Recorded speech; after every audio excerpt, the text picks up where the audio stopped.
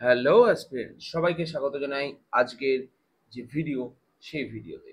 আজকে আমরা আলোচনা করব ভারতের একটা সেমিকন্ডাক্টর চিপ এবং ভারতের বলা ভালো প্রথম মেড ইন ইন্ডিয়া চিপ সেটা নিয়ে।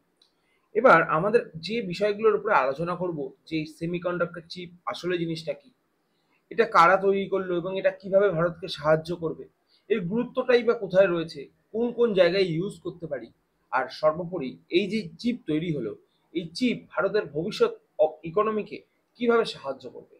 তো চলো ধীরে ধীরে সবকিছু আলোচনা করি আজকের এই ভিডিওতে। সবার ফার্স্টেই আমি তোমাদেরকে একটা জিনিস বা একটা পেপার কাট আউট শো করছি টাইমস অফ ইন্ডিয়ার, যেখানে লেখা আছে Semicon India 2025 PM Modi receives first made in India chip Vikram, industry leaders hail nation's role in global ecosystem. মানে এটাই বলার চেষ্টা করছে যে প্রাইম মিনিস্টার নরেন্দ্র মোদী বিক্রম নামে যে সেমিকন্ডাক্টর চিপটা, সেটা কিন্তু অলরেডি পিএম মোদির কাছে চলে এসেছে। ঠিক আছে, মানে তাকে ডেলিভার করেছে। কারা ডেলিভার করেছে এগুলো আমি পরে বলবো। এবং এই সেমিকন্ডাক্টর চিপ যা বলা ভালো, মানে আজকে তুমি যে ডিভাইসে বসে এই ভিডিওটা দেখছো, সেটা মোবাইল হতে পারে, ল্যাপটপ বা ডেস্কটপ, যাই হোক না কেন, সেই ডিভাইসগুলো যে জিনিস দিয়ে তৈরি, ছোট ছোট যে জিনিস, যে চিপ থাকে, সেই চিপগুলোকে বলা হয় সমস্ত সেমিকন্ডাক্টর চিপ। এবার বুঝতে পারছো তো কোথায় ইউজটা হয়। আচ্ছা, এই সেমিকন্ডাক্টর চিপ আলটিমেটলি জিনিসটা কি, মানে আলটিমেটলি কন্ডাক্টর জিনিসটা কি। দেখো, আমরা ছোটবেলায় পড়েছি আমাদের যে পদার্থবিজ্ঞান বইতে, সেখানে যে পরিবাহী থাকে, পরিবাহী হচ্ছে যার ভেতর দিয়ে তড়িৎ সহজেই যেতে পারে। আর একটা তাকে বলা হয় তড়িতের সুপরিবাহী। আর যার ভেতর দিয়ে তড়িৎ সহজে যেতে পারে না তাকে বলা হয় তড়িতের কুপরিবাহী। আর এই দুটোরই ঠিক মাঝখানে একটা বস্তু থাকে যাকে বলা হয় অর্ধপরিবাহী, যেটাকে বলা হয় সেমিকন্ডাক্টর। ঠিক আছে, ইংরেজিতে বলে সেটাকে সেমিকন্ডাক্টর। এই সেমিকন্ডাক্টর দুটো টাইপের হয়, একটাকে বলা হয় পি টাইপ আর একটাকে বলা হয় এন টাইপ। আমি এখানে যে ছবিটা দিয়েছি সেখানে বোঝানোর চেষ্টা করেছি এটা হচ্ছে পি টাইপ আর এটা হচ্ছে এন টাইপ। ওকে, এই পি টাইপ সেমিকন্ডাক্টর মানে সেখানে হোলের সংখ্যা বেশি, এখানে মেজরিটি রয়েছে হোল, মানে পজিটিভ আয়ন বেশি রয়েছে। ঠিক আছে, আর মাইনরিটি রয়েছে ইলেকট্রন, মানে নেগেটিভ আয়ন কম রয়েছে। ঠিক আছে, আর এইটারই ঠিক অপোজিট হচ্ছে এন বা এন টাইপ, যেখানে মেজরিটি রয়েছে ইলেকট্রন, এবং মাইনরিটি রয়েছে হোল। বোঝা গেল? এইবার কি হচ্ছে, তো যখন তাপমাত্রা বৃদ্ধি পায়, এই ইলেকট্রনের স্থান পরিবর্তনের ফলেই কিন্তু ইলেকট্রিসিটিটা আমরা পেয়ে থাকি, এবং এটাই সেমিকন্ডাক্টর কাজ করে। তাহলে সেমিকন্ডাক্টরের গুরুত্ব এত কেন বাড়লো? দেখো, এই যে মোবাইলে বলো বা ল্যাপটপে বলো যে র্যাম ইউজ হয়, র্যাম বলো, ডি র্যাম বলো, এই ডি র্যাম গুলো আলটিমেটলি কি, এগুলো এক একটা লজিক গেট। লজিক গেটের মাধ্যমেই আমরা সমস্ত ডিভাইস চালাই। কেন লজিক গেট? কারণ এই সমস্ত ডিভাইস আমাদের মুখের ভাষা বোঝে না, এরা যে ল্যাঙ্গুয়েজটা বোঝে সেটা হচ্ছে ওয়ান বা জিরো। ঠিক আছে, এই ল্যাঙ্গুয়েজটা বোঝার জন্য ওদের একটা গেট দরকার হয়, একটা বলা ভুল, অনেকগুলো গেট দরকার হয়। সেই গেটগুলো হচ্ছে যেমন অ্যান্ড, অর, নট। ঠিক আছে, এখানে একটা ন্যান্ড গেটের আমি নাম লিখে রেখেছি, এগুলো দরকার পড়ে। আর এইগুলো দিয়েই তৈরি হয় আলটিমেটলি চিপ।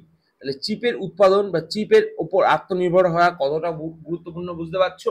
তোমাদের সামনে যে ছবিটা রয়েছে এর মাধ্যমে দেখতে পাচ্ছ এত কিছু, মানে যা যা লাগে ডিজিটাল ডিভাইস, সেগুলো কিন্তু চিপ ছাড়া সম্ভব নয়। ক্লিয়ার? এবার আসি ভারতের পজিশনটা কোথায়, ভারত সারা বিশ্বে কোন জায়গায় রয়েছে। সারা বিশ্বে যে সমস্ত দেশ চিপ উৎপাদন করে, ঠিক আছে, তাদের যে ফ্যাব, মানে যেখানে চিপটা উৎপাদন হয়, সেই জায়গার নিরিখে সর্বপ্রথমে রয়েছে জাপান। 103খানা তাদের ফ্যাব। বলতে কি বোঝানো হচ্ছে, যেখানে চিপ উৎপাদন হয় তাদের মানে ম্যানুফ্যাকচারিং সেক্টর। তারপরে ইউনাইটেড স্টেটস, তারপরে রয়েছে চায়না, তারপরে রয়েছে তাইওয়ান, এবং তারপরে রয়েছে জার্মানি। ক্লিয়ার? বুঝতে পারলে? এবার তাহলে ভারত কোথায়? ভারতে মাত্র 4টে রয়েছে। এই টোটাল জিনিসটা রেসপেক্টে ভারতে মাত্র 4টে রয়েছে, এবং অন্যান্য দেশে কতগুলো রয়েছে? এখানে 103, তাইওয়ানে 80। এইবার ঘটনাটা হলো, তাইওয়ান থেকে ম্যাক্সিমাম কিন্তু চিপ সারা পৃথিবীতে সরবরাহ করা হয়, কিন্তু তাইওয়ান চায়নার পাশে অবস্থিত হয়, সেটা নিয়ে একটা রিস্কের কন্ডিশন কিন্তু থেকেই যায়। এই নিয়ে গোটা বিশ্ব উদ্বেগজনক, এবং তারা ভাবছে যে নিজেদের এই ফ্যাব বা ফ্যাব্রিকেশন প্ল্যান্ট এটা কিন্তু তৈরি করা দরকার। ভারতের 4টে প্ল্যান্ট বর্তমানে রয়েছে, কিন্তু ইন ফিউচার এটা বেড়ে হয়তো 10 থেকে 20টা হতে পারে, বাট সেটাও কিন্তু ভারতের যে টোটাল, মানে জনসংখ্যা বা এক্সপোর্ট সমস্ত কিছুর নিরিখে বিচার করলে সেটা কিন্তু অনেক কম হবে। কারণ অন্যান্য দেশ অনেক বেশি ফ্যাব রয়েছে। ক্লিয়ার? বুঝতে পারলে? ভারতের পজিশনটাও জানা গেল। এবার আশা করি মানে বুঝতে পারছো এটা কতটা দরকার পড়বে। এবার আসছি, এই চিপটা কারা তৈরি করলো? এর নাম রাখা হলো বিক্রম 32 প্রসেসর, যেটা লঞ্চ ভেহিকেল, ঠিক আছে, গ্রেড ভিএসএসসি ইসরো। ইসরো কিন্তু এটা তৈরি করেছে ইসরোর সেমিকন্ডাক্টর ল্যাবরেটরিতে। এবং এটা আলটিমেটলি ইউজ কোথায় হবে? এই যে ভারত স্যাটেলাইট পাঠায় না, স্যাটেলাইটে যে চিপ ইউজ করা সেটা। এর আগে স্যাটেলাইটে ভারত যত চিপ ইউজ করতো সেই চিপ কিন্তু বিদেশ থেকে নিয়ে আসা হতো, ভারতের নিজস্বতা ছিল না। কিন্তু এই ক্ষেত্রে একটা ভয় থেকে যেত যে একটা মহাকাশ বিজ্ঞান, মহাকাশ গবেষণা, সেখানে অনেক তথ্য থাকে এবং চিপের মাধ্যমে কোনো দেশ ইচ্ছা করলে বর্তমানে উন্নত টেকনোলজি ইউজ করে ভারতের ডেটাও কালেক্ট করতে পারে। সেই সমস্যা, সেই ভয় থেকে ভারত বর্তমানে কিন্তু মুক্ত। নিজের জিনিস দিয়েই উত্তোলন করা হবে, নিজের স্যাটেলাইট নিজের জিনিস দিয়ে উত্তোলন করা হবে, আর থাকবে না কোনো ভয়। বোঝা গেল? এবার আসি, এই চিপ ইম্পর্টেন্ট কেন ভারতের জন্য? প্রথমত, এক তো নির্ভরতা কমবে।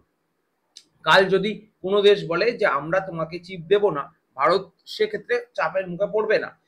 বর্তমান দুনিয়ায় বাচ্চা থেকে বড় সবার কাছে স্মার্টফোন রয়েছে। সে স্মার্টফোন চালাতে গেলে যে চিপ দরকার পড়বে, সেই চিপের ব্যবহার কিন্তু ভারত, মানে চিপের যোগান কিন্তু ভারত দিতে পারবে। তাহলে ভারতের এই যে বিপুল মার্কেটে চিপের যোগান থাকলে ভালোভাবে ভারতের মানুষ আরো অনেক কম দামে মোবাইল গ্যাজেট কিনতে পারবে বা ডিজিটাল গ্যাজেট কিনতে পারবে। তৃতীয়ত হচ্ছে, সারা বিশ্বে অন্যান্য অনেক দেশ আছে যারা এখনো চিপ তৈরি করতে পারেনি, সেই সমস্ত দেশে ভারত চিপ বিক্রিও করতে পারবে। এবং সর্বোপরি বলা ভালো ইকোনমির কথা। ইকোনমির কথাতে আমরা বললে এই পিআইবির একটা ডেটা আমি তোমাদেরকে মেনশন করছি, যেখানে 2013-তে এই চিপ ইন্ডাস্ট্রির টোটাল মানে নেট ওর্থ ছিল $38 বিলিয়ন, ঠিক আছে, যেটা 24-25-এ হয়ে দাঁড়িয়েছে 45 থেকে $50 বিলিয়ন। এবং যেটা এক্সপেক্ট করা হচ্ছে প্রায় 2030-এ হয়ে দাঁড়াবে 100 থেকে $110 বিলিয়ন। এবং এই এত বিপুল যে সম্পদ, এই সম্পদের মধ্যে ভারত কোন জায়গায় দাঁড়াবে, মানে ভারতের অর্থনীতি কতটা ক্যাপচার করবে, সেটা কিন্তু দেখার। আর সেগুলো নিয়েই কিন্তু মানে গবেষণা চলছে। বিভিন্ন যে বিজ্ঞানী মহল তারা কিন্তু এর উপরে যথেষ্ট কাজ করে চলেছে। আরো ছোট ছোট ন্যানো চিপ যাতে বানানো যায় সেগুলোর উপরেও কাজ করে চলেছে। তোমাদের কি মনে হয়, ভারত কি খুব তাড়াতাড়ি বিশ্বের মধ্যে যে নিজের চিপ ইন্ডাস্ট্রির যে এক্সপ্যান্ড সেটা করতে পারবে? কি মনে হয় তোমাদের? অবশ্যই কিন্তু তোমরা কমেন্ট সেকশনে জানাবে তোমাদের যে মূল্যবান মন্তব্য, সেটা কমেন্ট সেকশনে করলে আমরাও বুঝতে পারবো তোমরা কি ভাবছো ভারতের ভবিষ্যৎ নিয়ে। আর যদি ভিডিওগুলো ভালো লেগে থাকে অবশ্যই কিন্তু লাইক, শেয়ার এবং সাবস্ক্রাইব করবে। আর তোমাদের সর্বোপরি একটা কথা বলে রাখি, আমরা কিন্তু সরকারি চাকরির জন্য পড়াই।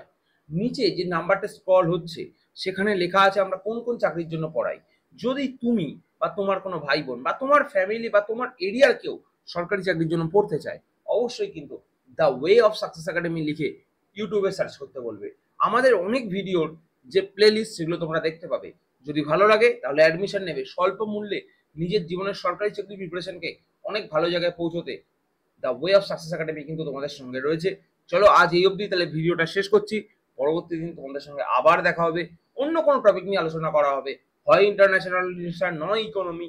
এইসব টপিক নিয়ে আলোচনা করতে কিন্তু আমি তোমাদের সঙ্গে সপ্তাহে 3 দিন 4 দিন, যে সপ্তাহে যেরকম আসার সেরকম আসবো, তোমাদের সঙ্গে আলোচনা করব, তোমাদের সঙ্গে বন্ধুত্ব গড়ে তুলবো। চলো আজ এই অবধি, টাটা। সবাই সঙ্গে আবার পরের কোনো ভিডিওতে দেখা হবে।